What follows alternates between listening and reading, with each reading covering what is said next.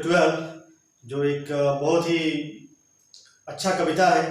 कविता का नाम है समय बहुत ही मूल्यवान। इसको लिखा है समय बहुत ही मूल्यवान। कवि का नाम है हरिकृष्ण देवसरे ने इस कविता को लिखा है। हरिकृष्ण देवसरे इस कविता के माध्यम से हमें बोलना चाहते हैं कि समय जो होता है बहुत ही मूल्यवान होता है। इसे नष्ट नहीं करना चाहिए। वो अगर एक बार चला जाता है तो वापस नहीं आता। इस कविता के माध्यम से कवि यही समझाना चाहते हैं। तो आइए विस्तार से पढ़ते हैं कविता को। चला गया जो समय लौट कर कभी नहीं फिर आता। समय जो चला जाता है वो फिर वापस लौट कर नहीं आता। सदा समय को खोने वाला कर मोल मल पछताता।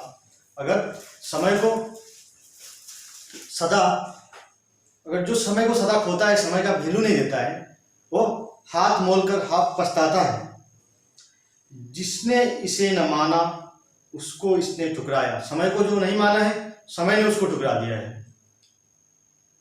लाख यत्न करने पर भी हाथ न उसके आया। जो समय को नहीं समझता है, समय उसको ठुकरा देता है और लाख प्रयास करे, कितना भी कोशिश करे, वापस नहीं आता। हो जाता है एक घड़ी के लिए जन्म भर रोना। समय बहुत ही मूल्यवान है, व्यर्थ कभी मत खोना। समय बहुत ही मूल्यवान होता है, इसको व्यर्थ कभी मत जाने देना। समय को सदा अच्छे काम में लगाना, समय का बर्बादी मत करना, यही कवि कहना चाहते हैं।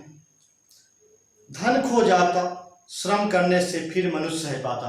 अगर किसी का कुछ धन खो जाता है, प्रॉपर्टी धन, तो फिर परिश्रम करने से वापस आ जाता है, खोया हुआ धन मिल जाता है। स्वास्थ्य बिगड़ जाने पर उपचारों से है बन जाता। अगर कोई बीमार पड़ जाए, पहले मोटा था, बीमार होकर पतला हो गया, दुबला हो गया, तो धीरे धीरे दवा खाने से कुछ दिन बाद उसका स्वास्थ्य वापस आ जाता है।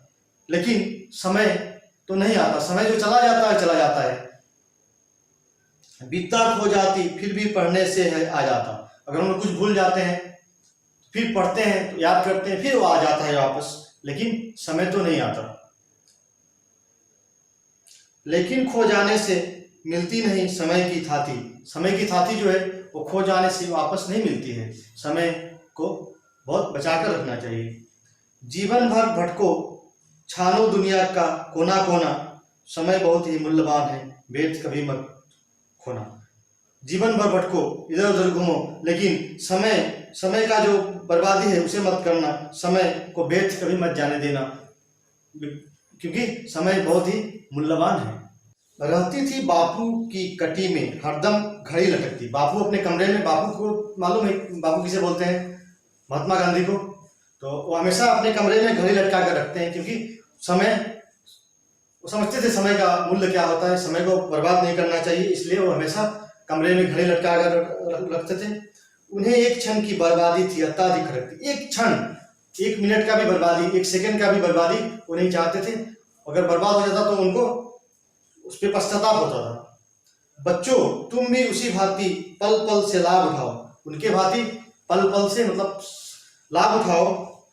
व्यर्थ न जाए कभी एक क्षण भी, ऐसा नियम बनाओ। एक क्षण भी व्यर्थ न जाए, ऐसा तुम लोग नियम बनाओ और बापू की तरह समय का जो मूल्य है उसे समझकर चलो। गांठ बांध लो, नहीं पड़ेगा कभी तुम्हें दुख ढोना। अगर तुम समय का मूल्य जो है समझ जाओगे, समय क्या होता है, समय को बर्बाद नहीं करना चाहिए, अगर ऐसा नियम बना लेते हो, गांठ बांध लो, तुम्हें कभी जिंदगी में दुख ढोना नहीं पड़ेगा। समय बहुत ही मूल्यवान है, व्यर्थ कभी मत खोना। समय जो है वो बहुत मूल्यवान है, उससे कभी मत खोना। तो इस कविता के माध्यम से कवि यही समझाना चाहते हैं कि समय जो होता है बहुत ही मूल्यवान होता है, उसे नहीं खोना चाहिए। अगर किसी का धन खो जाता है वापस आ जाता, विद्या खो जाती है वापस आ जाता, स्वास्थ्य बिगड़ जाता है वो भी दवा के उपचारों के माध्यम से ठीक हो जाता है। लेकिन समय अगर चला जाता है तो वापस नहीं आता। समय बहुत ही मूल्यवान है, इसको हमें बहुत बचा के रखना चाहिए। उसको मतलब समय को बर्बाद नहीं करना चाहिए। तो बच्चों मैं इस कविता को यहीं पर समाप्त करता हूँ। बच्चों तो इस कविता को मैंने पढ़ा दिया, तो आप लोग घर पर इसको पढ़ना और इस कविता को सीखना। कविता को पढ़ने से बहुत कुछ समझ में आएगा और इस कविता को सीखना है। Stay home, stay safe, do it for yourself. Live for India, let's break the chain of कोविड-19। हम होंगे कामयाब। जय हिंद।